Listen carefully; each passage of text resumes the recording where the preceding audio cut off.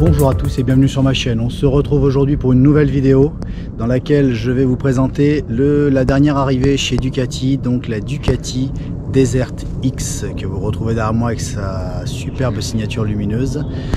Le premier trail de chez Ducati, on se retrouve tout de suite pour la suite. Et oui, vous ne rêvez pas, on se croirait au Dakar, mais ce n'est pas le cas. Voici la toute première moto Ducati en mode enduro. Donc on s'aperçoit sur l'avant, moi je suis absolument fan de cette signature lumineuse, double optique avec, si on regarde dans le détail et on prend les parties non illuminées, ça nous fait un X, donc pour le modèle Desert X. Donc il s'agit d'un moteur bicylindre L à 8 soupapes, refroidissement liquide de 937 cm3. La puissance est de 110 chevaux à 9250 tours minute. Transmission boîte à 6 rapports avec un shifter up and down de série. Le poids à sec est de 202 kg. Le poids en ordre de marche est de 223 kg. On est sur une longueur de 2,39 m, une largeur de 96 cm pour un empattement de 1,68 m. On a une garde-sol de 250 mm, donc on est bien sur un modèle destiné à l'enduro. On a des options de selle, donc là moi avec mon 1,76 m, c'est vrai que je touche sur la pointe des pieds. On a donc la modèle standard est de 875 mm. On a 890 mm avec la selle haute, 865 mm avec la selle basse et 845 mm avec selle basse et suspension rabaissée. Le réservoir, quant à lui, avec son bouchon déporté, est de 21 litres. On peut monter en accessoire un réservoir additionnel, donc qui va venir de part et d'autre ici de la selle. D'ailleurs, on voit la petite arrivée déjà prévue pour relier le réservoir supplémentaire. Donc, ce sera un réservoir de 8 litres donc sur la partie arrière. Le freinage avant est lui confié à Brembo. Il s'agit d'un double disque étrier radio 4 pistons avec fonction ABS de virage. Quant au frein arrière, c'est toujours le fabricant Brembo, et là on est juste sur un disque de 265 mm étrier 2 pistons. Le débattement suspension avant 230 mm, on le sent bien quand on freine, hein, la fourche enfonce bien. Donc moi par rapport à ma BMW et son système télélever par lever, bah, ça surprend. Déjà la hauteur de selle, ça surprend, on est assis bien haut. Donc là on a vraiment un super débattement complètement adapté à la pratique de l'enduro. Donc le pneu avant est de 90 sur une jante de 21 et le pneu arrière de 150 sur une jante de 18 à rayon. On part sur une consommation annoncée de 5,6 litres. Coloris, bah, il n'y aura que ce coloris a priori, pour le moment du moins. La consommation, on en a déjà parlé, là, je sais plus, est annoncée à 5,6 litres de moyenne, sur un prix de 16 590 € hors accessoires. C'est une moto qui est accessible au permis A2 via le bridage à 47,5 chevaux. Voilà ce qu'on pouvait dire au niveau des aspects techniques. Je vais essayer maintenant de faire le tour de la moto avec, en vous présentant les différentes possibilités. Alors je vais vous faire un petit tour du propriétaire rapidement. Donc la jante en 21 à bâton, la protection de radiateur, donc l'éclairage clignotant, le saut de vent, les protège-mains, les rétroviseurs ronds à l'ancienne, donc c'est assez spartiate, hein. Voilà, on a donc l'amortisseur de direction, différents commodos sur laquelle on reviendra par la suite.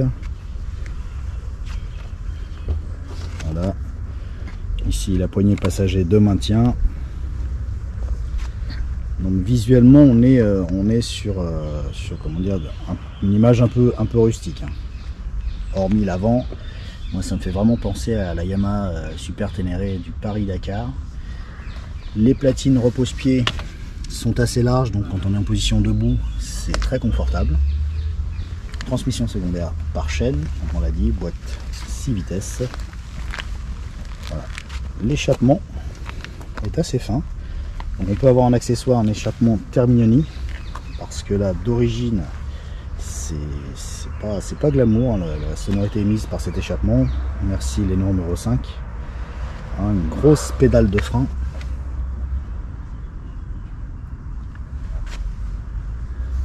Voilà, particularité, hein, cette partie plastique qui effectivement n'a pas un super bel aspect. En revanche, quand on fait de l'enduro avec les bottes, c'est une pièce qui va être beaucoup plus simple et moins onéreuse à remplacer qu'une pièce qui est de type carrosserie peinte. Où là effectivement ce ne sera pas les mêmes coups. On a le sabot de protection. Voilà. Pareil pour l'aventure. Alors au chapitre des équipements, on a droit à un bel écran TFT couleur de 5 pouces. Alors oui, on n'a pas de démarrage main libre. La clé se présente comme ceci. Hop, à l'heure où tout le monde fait du main libre, notamment Ducati. Donc voilà, quand on met en action la clé de contact, voilà, on se retrouve face à cet écran de 5 pouces, donc en position verticale, ce qui est plus simple en lisibilité quand on veut faire de l'enduro. Donc si elle intègre, c'est la seule note de modernité sur cette machine, vraiment en termes d'équipement. Donc dans son écran 5 pouces a été intégré un système multimédia Ducati afin de pouvoir connecter donc votre smartphone en Bluetooth et activer la navigation, donc en recevant directement sur le tableau de bord les indications de navigation.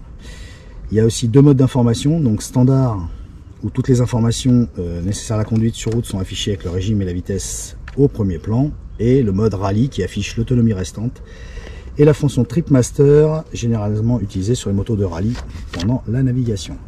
Sont disponibles sur cette moto 6 modes de conduite, dont 2 spécifiquement dédiés à l'expérience de conduite en tout terrain.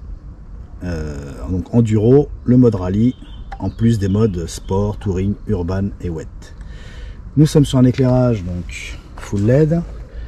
Je vais appuyer sur le petit bouton ici pour que vous voyez les feux de croisement. Allez, non, il faut que j'allume. Donc la mise du contact. Hop. Ça nous permet d'entendre la sonorité dégagée par cet échappement d'origine. Donc voilà la signature lumineuse avec les feux de croisement. J'en profite pour vous faire écouter la sonorité donc.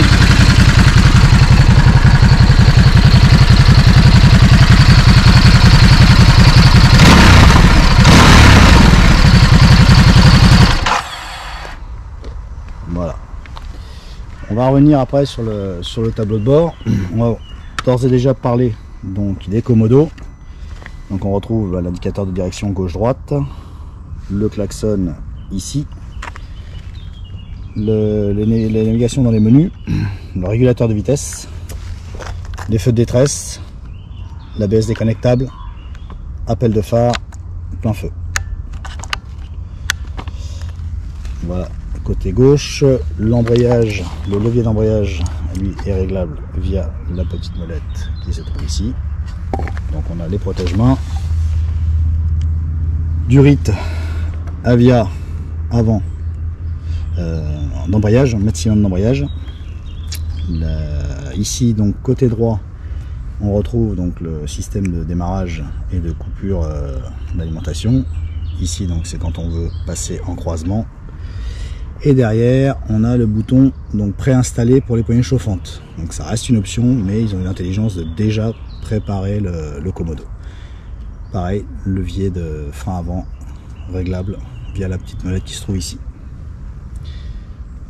L'amortisseur de direction. On retrouve également sur le côté au moins une prise USB. Voilà, pour recharger un smartphone ou un GPS annexe ou quelque autre produit qui fonctionne à l'aide d'une USB. Voilà. La bulle est fixe, donc non réglable, position bien droite, type, même type que la concurrence, hein, enduro. On va maintenant passer au compteur.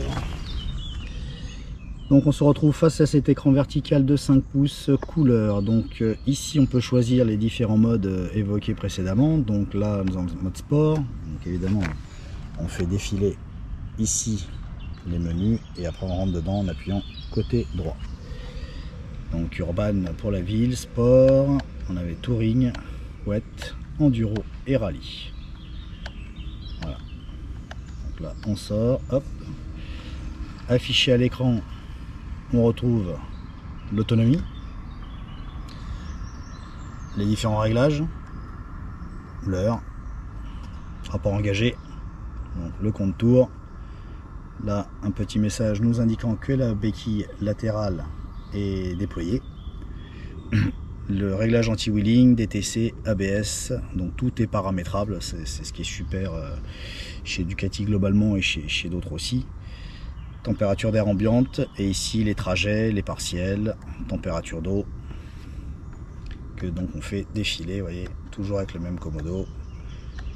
Et pour les remises à zéro, on bascule du côté droit. Hop. Voilà. Donc c'est vraiment sur chaque mode, vous pouvez remarquer en bas le réglage donc anti-wheeling, DTC et tout ça, si c'est activé, pas activé, avec le rappel toujours de la vitesse et le rapport engagé. Voilà ce que l'on pouvait dire sur ce tableau de bord. On va maintenant passer à l'essai routier, donc il sera bref, on n'a pas forcément les conditions pour l'essayer en mode enduro, mais voilà, vous aurez au moins mon ressenti, les sensations que j'ai pu ressentir. Alors c'est parti, on va aller se promener un petit peu en forêt, hein. C'est un trail mais je n'ai pas l'expérience pour aller m'aventurer dans des espaces, voilà, et puis je n'ai pas à côté de ma zone d'essai, donc on va faire un petit peu de forêt. Donc c'est la première fois que j'essaie ce type de machine et mon ressenti c'est qu'on est perché haut, très haut, d'autant plus quand on se lève, mais voilà, on a l'impression de dominer la route, qui est plutôt agréable. Donc là, pour revenir à la moto, la Desert X, donc c'est un mélange d'off-road et d'efficacité sur route avec un design sympa, comme vous l'aurez compris, comme je l'ai mentionné déjà au début de la vidéo. Moi je suis fan absolu de la signature lumineuse, ça nous rappelle à des souvenirs super ténérés du Paris-Dakar. Donc sous ces airs de machine rustique, donc rétro, c'est Desert X et à n'en pas douter à jour technologiquement.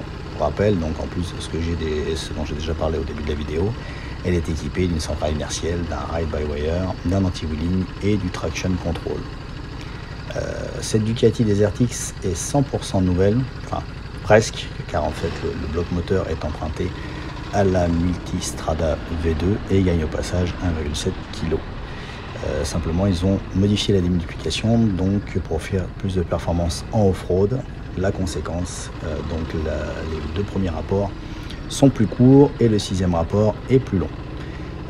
Comme il existe différentes hauteurs de selle, et ben chacun pourra trouver son bonheur, donc avec différents réglages possibles, des repose-pieds et des hauteurs de selle.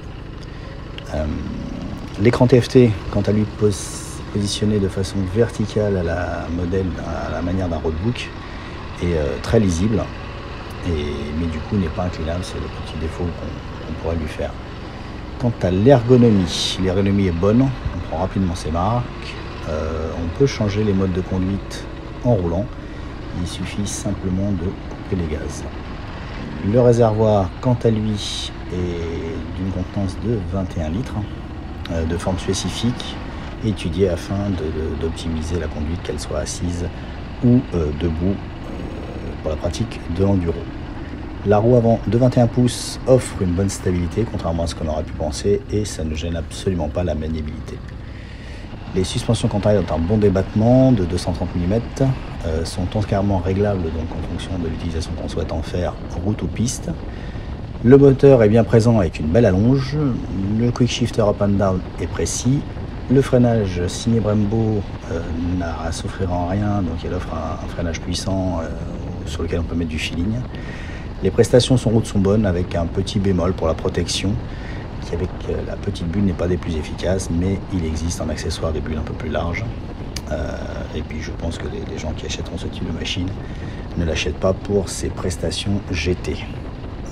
Au chapitre des options, donc, on retrouve un réservoir supplémentaire de 8 litres, un système de bagagerie en aluminium, des silencieux d'échappement, un pare-brise, donc comme je viens de dire, plus élevé, des protections de châssis, pardon, à savoir que le sabot moteur d'origine protège déjà pas mal, mais il existe une version un peu plus longue, et également de nombreuses pièces Ducati Performance en aluminium ou en carbone. Donc au final, sur ce bref essai, ce qu'on pourrait dire, c'est que la Desert X au niveau motorisation est au-dessus de la concurrence. Après, on n'en attendait pas moins de Ducati, reconnu pour son ADN de performance. Donc voilà, c'est bien une Ducati, ils ne peuvent pas la nier. Au niveau de l'entretien, des périodicités d'entretien, donc c'est un entretien tous les 15 000 km ou tous les 2 ans. Le réglage des soupapes est quant à lui prévu tous les 30 000 km. Et comme la Multistrada, la Desert X bénéficie d'une garantie constructeur de 4 ans. Le prix, quant à lui, est à partir de 16 590 €. Il existe également en version A2 au même prix, donc c'est les prix à partir de, si on rajoute les options comme on l'a vu plus tôt, effectivement le prix s'envole. Moi, ce que j'ai aimé, c'est son look. J'ai l'électronique performante, une bonne partie cycle. Le peu de défauts qu'on pourrait donner, c'est l'écran non inclinable, la protection de la bulle limitée et le prix un petit peu au-dessus. Voilà, je vous remercie d'avoir regardé cette vidéo, j'espère qu'elle vous aura plu. Je tenais à remercier également la Ducati, la concession Ducati Paris-Est Moto pour le prêt de ce véhicule afin d'avoir pu réaliser mon essai. Je vous invite à vous abonner, liker, partager. Je vous dis à bientôt dans une prochaine vidéo. Merci.